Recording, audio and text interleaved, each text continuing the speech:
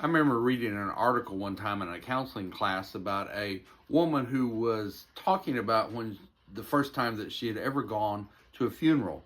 She was 22 years old, and on top of that, the funeral was of her mother. She had been shielded from death all of her growing up life, and it would, of course, be difficult to deal with the passing of your mother at somewhat of a young age, but it was even more complicated because of the lack of knowledge and lack of being around death that had been taken away from her and during that time that she was growing up.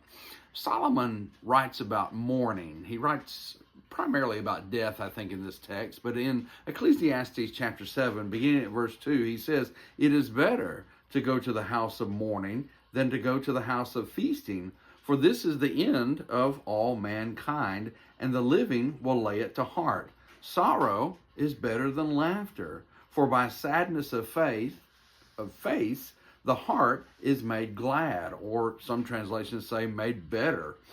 "The heart of the wise is in the house of mourning, but the heart of fools is in the house of mirth." And again, these words seem counterintuitive to what our world says and what the society says should make us happy and how we should approach life.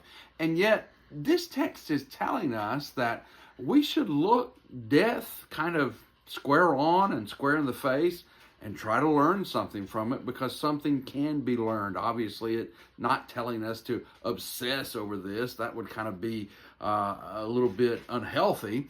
But we need to learn from this because we're going to be surrounded by it. We're going to one day experience it ourselves. But as we are living, we need to learn about dying. And that's part of what he's talking about here, because we must realize that this life on earth, life under the sun, as the book of Ecclesiastes talks about, is not all that life is about. And we need to be prepared for the next life. And yet, we also see that during this life, when we're confronted with sorrow or mourning or sadness, our heart can even be made better. You remember in 2 Corinthians chapter 7, verse 10, the Corinthians were told that when they repented, it was because of godly sorrow, and that godly sorrow worked in them that spirit of repentance. And you also remember something else that Jesus says in Matthew chapter 5.